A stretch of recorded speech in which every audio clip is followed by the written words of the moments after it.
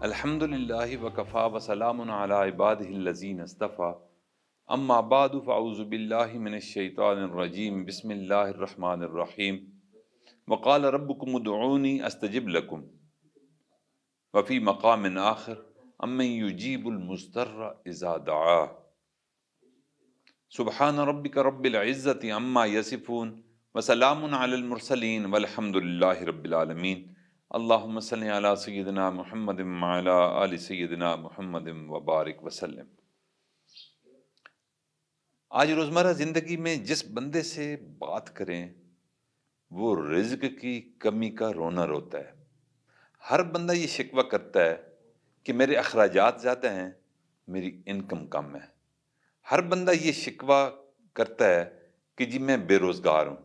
ہر بندہ یہ شکوہ کرتا ہے جی کہ میری فصل اچھی نہیں ہوئی۔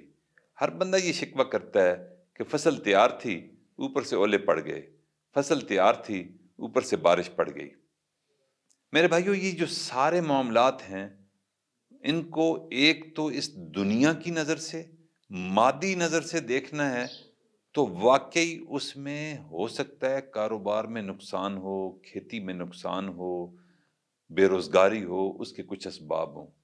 لیکن اگر اس کو ہم شریعت کے مزاج کے مطابق پرکھیں تو یہ صرف اور صرف بے برکتی گناہ کی وجہ سے آتی ہے۔ یہ جو کاروبار میں نقصان ہوتا ہے یہ گناہ کی وجہ سے ہوتا ہے۔ یہ جو کھیتوں میں بارشیں بے وقت ہوتی ہیں یہ ہمارے معصیت کی وجہ سے ہوتی ہے۔ یہ جو بے برکتی ہے یہ اللہ سے دوری کا نتیجہ ہے۔ چنانچہ حضرت ثوبان رضی اللہ تعالیٰ عنہ روایت فرماتے ہیں کہ نبی کریم صلی اللہ علیہ وسلم نے ارشاد فرمایا لا يرد القدر الا الدعاء، یعنی قضاء قدر کے فیصلے کو دعا کے سوا کوئی چیز نہیں بدل سکتی۔ ولا يريد في العمر الا البر، اور نیکی کے سوا کوئی چیز عمر میں اضافہ نہیں کر سکتی۔ پھر فرمایا ان الرجل لیحرم الرزق بالذنب یصیبہ، بندہ اپنے گناہوں کے سبب ملنے والے رزق سے محروم کر دیا جاتا ہے۔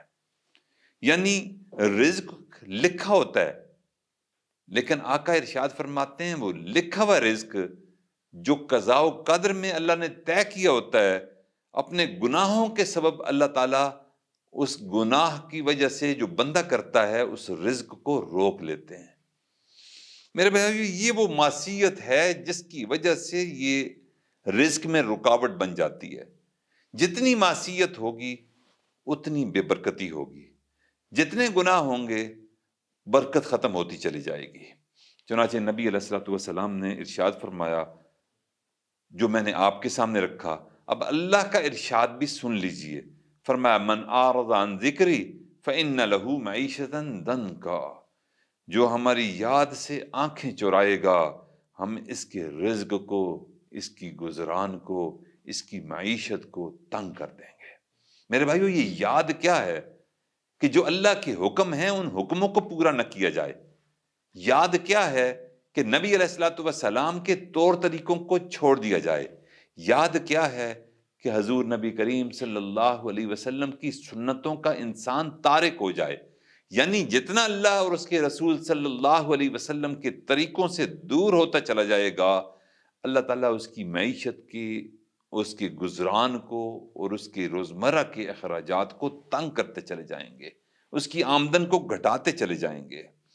میرے بھائیو، آج ہم دیکھتے ہیں کہ جو پیسے کے بعد اطمینان آنا چاہیے وہ اطمینان ختم ہو گیا۔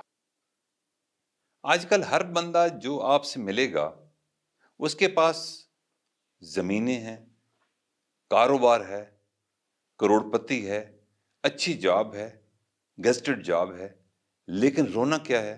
جی کاروبار میں نقصان ہو گیا۔ رونا کیا ہے؟ فصل کم ہوئی۔ رونا کیا ہے؟ ترقی نہیں ہو رہی۔ دیکھیں، بات یہ ہے کہ یہ سارے کے سارے اعمال، یہ سارے کے ساری چیزیں صرف اور صرف اس کا ایک نظر تو دنیا کی نظر سے دیکھنا ہے اور ایک ہے خالق کی نظر سے، یعنی روحانی انداز میں اس کا جائزہ ہے۔ تو میرے بھائیو، یہ سارے کے سارے عمل کہ جیب میں کروڑوں روپے ہیں، اطمینان نہیں ہے، تو اس کا مطلب یہ ہے کہ اگر اطمینان نہیں تو گناہ ہے۔ اگر کاروبار میں نقصان ہی کی طرف ہر وقت دھیان جا رہا ہے، شکر گزاری اور قدردانی کی طرف اور اللہ تعالیٰ کی نعمتوں کا احساس نہیں پیدا ہو رہا، تو پھر سمجھ جائیے کہ دل کے اندر اللہ کی محبت نہیں، گناہوں کی محبت ہے۔ آج ہر بندہ پریشان ہے میرے بھائیو، یہ جو پریشانی ہے، یہ جو بے برکتی ہے، یہ جو ہر وقت کا شکوہ ہے، حالات کا شکوہ، میرے بھائیو اس کی بنیادی وجہ گناہ ہے۔ چنانچہ حضرت ثوبان رضی اللہ تعالیٰ عنہ روایت کرتے ہیں کہ نبی کریم صلی اللہ علیہ وسلم نے ارشاد فرمایا، لا یرد القدر الا الدعاء، قضاء قدر یعنی اللہ تعالیٰ کی قضاء و قدر کے فیصلے کو دعا کے سوا کوئی چیز بدل نہیں سکتی۔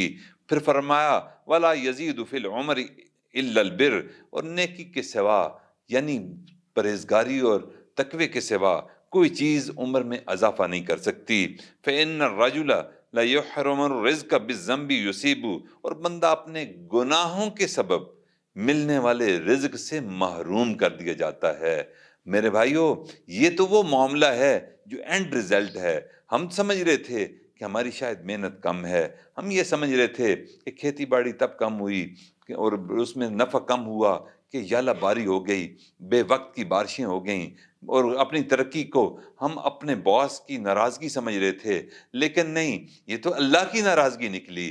اللہ کی ناراضگی کیا ہے کہ بندہ اپنے گناہوں کے سبب ملنے والے رزق سے محروم کر دیا جاتا ہے۔ یہ نبی علیہ الصلوۃ والسلام کا فرمان اس بات کی تائید ہے کہ ہم اللہ کے حکموں کو پورا کریں گے، گناہوں کو چھوڑیں گے، اللہ تعالیٰ پھر ہمارے رزق میں برکتیں عطا فرمائیں گے۔ اور اگر یہی جو گناہ والی زندگی اگر چلتی رہی تو میرے بھائیو یہ گناہ رزق کی بے برکتی کا ذریعہ بن جاتے ہیں۔ جتنی معصیت ہوگی اتنی برکت ختم ہوتی چلی جائے گی، جتنی معصیت کم کرتے چلے جائیں گے ہم مشاہدہ کریں گے کہ ہمارے رزق میں برکت بھی اسی درجے اضافہ ہوتی چلی جائے گی۔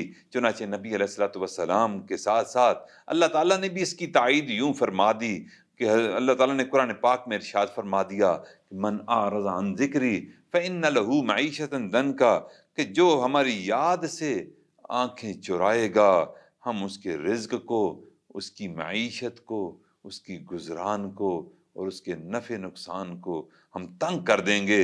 میرے بھائیو، ہم یہ سمجھتے تھے کہ یہ معاملہ تو ہماری محنت پر موقوف ہے، یہ ہمارے رزق کے معاملے ہماری اپنی محنت اور جدوجہد پر ہوتے ہیں، ہمارے منصب کے ترقی پر ہوتے ہیں، ہماری محنت جو کھیتوں میں ہم کرتے ہیں اس وجہ سے ہوتے ہیں۔ لیکن نہیں میرے بھائیو، یہ ساری کی ساری ترقی نیکی اور تقوی کی وجہ سے ہوتی ہے، برکتیں اس کی وجہ سے آتی ہیں، اللہ تعالیٰ اس برکت میں اضافہ کرتے چلے جاتے ہیں۔ اور پھر اب اگر ہماری زندگی میں گناہ آتے ہیں تو بے برکتی پھر اس وجہ سے ہوتی ہے۔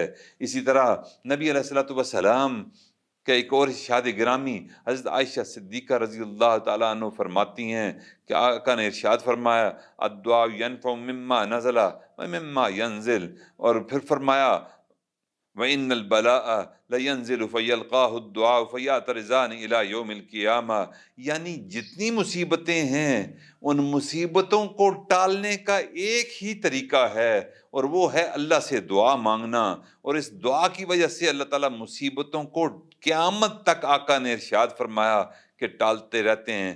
وَإِنَّ الْبَلَاءَ لَيَنزِلُ، اوپر سے بلا نازل ہوتی ہے، فَيَلْقَاهُ الدُّعَاءُ، اور پھر یہاں سے یوں سمجھ لیجئے کہ نیچے سے دعا جاتی ہے، اوپر سے مصیبت کا فیصلہ اللہ کی طرف سے اترتا ہے، لیکن جو دعا ہوتی ہے پھر اس کو درمیان میں اس مصیبت کو روک لیتی ہے۔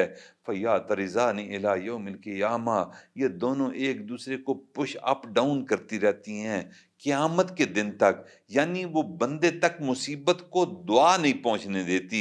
میرے بھائیو، اب ایک دعا کا نقصان، دعا نہ کرنے کا نقصان، ایک بہت بڑا نقصان یہ ہے کہ نبی علیہ الصلوۃ والسلام نے ارشاد فرمایا من لم يدع اللہ یغضب علیہ، کہ جو بندہ بھی اللہ سے نہیں مانگتا اللہ تعالیٰ اس پر غصہ کرتے ہیں، اللہ تعالیٰ اس پر غضبناک ہوتے ہیں، اللہ تعالیٰ کو یہ چیز پسند نہیں آتی، اللہ کو اپنا بندہ فقیری کی حالت میں مانگتا ہوئے ہی اچھا لگتا ہے، جو مستغنی ہو، جو جس کو کوئی پرواہ نہ ہو، اللہ تعالیٰ ایسے بندے کو پسند نہیں فرماتے۔ چنانچہ نبی علیہ الصلوۃ والسلام کا ارشاد گرامی ہے، ان عاجز الناس من عجز عن الدعاء، کہ اللہ کے نزدیک سب سے چھوٹا، سب سے عاجز وہ ہے کہ جو دعا کرنے سے عاجز آ گیا، اور اللہ کی نظر میں بڑا وہ ہے کہ جو دعا کرتا رہتا ہے۔ اس لیے میرے بھائیوں، نبی علیہ الصلوۃ والسلام کی اس حدیث مبارکہ کے مطابق اگر ہم اللہ کی ناراضگی کو دور کرنا چاہتے ہیں، اب اللہ کو اگر منانا چاہتے ہیں، تو چاہیے کہ ہم دعا کی عادت بنا لیں، اور اس دعا کی عادت کو جو ہم رمضان میں کثرت سے دعا کرتے رہے، اس عادت کو رمضان کے بعد بھی جاری رکھیں، اور رمضان میں ہر 5 وقت نماز با جماعت ادائیگی کے بعد ہم حضوری قلب کے ساتھ، رقت کے ساتھ، دل کی حاضری کے ساتھ دعا مانگیں گے، اللہ تعالیٰ نازل ہونے والی مصیبتوں کو اور جو فیصلے نقصان کے ہیں ان کو بھی ٹالتا رہے گا، جو بیماری کے فیصلے ہیں اللہ تعالیٰ انشاءاللہ ان کو بھی ٹالتا رہے گا۔ اور ایک بات ذہن میں رکھیں کہ یہ دنیا امتحان گاہ ہے، اور اس امتحان گاہ میں شیطان ہر وقت ہمارے پیچھے ہے۔ ہمارے پاس بچاؤ کا ایک ہی طریقہ ہے کہ ہم شیطان کے حملوں سے بچ سکتے ہیں، اور وہ طریقہ کیا ہے؟ وہ طریقہ بھی نبی علیہ الصلوۃ والسلام نے بتا دیا کہ الدعاء سلاح المؤمن، کہ دعا مومن کا اسلحہ ہے، کہ جس طرح کسی اسلحے والے بندے کی طرف کوئی دشمن میلی آنکھ سے نہیں دیکھ سکتا، دشمن اگر آ رہا ہو اور اس کے پاس اسلحہ ہو تو دشمن دار بندے اپنے راستے کو بدل دیا کرتے ہیں کہ اس کے پاس اسلحہ ہے۔ اسی طرح اگر دعا کا اسلحہ ہمارے پاس ہوگا تو شیطان ہم پر عملہ آور نہیں ہو سکے گا، وہ اپنا راستہ بدل کر نکل جایا کرے گا۔ اگر ہم اپنے ایمان کی حفاظت چاہتے ہیں، اپنے بچوں اور بچیوں کے ایمانوں کی حفاظت چاہتے ہیں، اور شیطان سے ان کو محفوظ رکھنا چاہتے ہیں، اپنے ایمان کو محفوظ رکھنا چاہتے ہیں، تو پھر ایک ہی طریقہ ہے کہ ہم اپنے اس عاجزی کا اور اپنی اس کمی اور کوتاہی کا کہ ہم شیطان کو نہیں دے سکتے، اللہ کے اگر آگے رونا روئیں گے تو اللہ تعالیٰ ہماری شیطان سے بھی حفاظت فرمائے گا۔ اللہ سے دعا ہے کہ اللہ تعالیٰ جس طرح اس رمضان میں ہمیں دعا کی توفیق عطا فرما رہا ہے، رمضان کے بعد بھی اسی دعا کی توفیق کو اللہ تعالیٰ جاری اور ساری رکھیں، اور ہم مسکینوں کی دعاؤں کو اپنے ہاں شرف قبولیت عطا فرمائیں۔ وآخر دعوانا ان الحمد للہ رب العالمین۔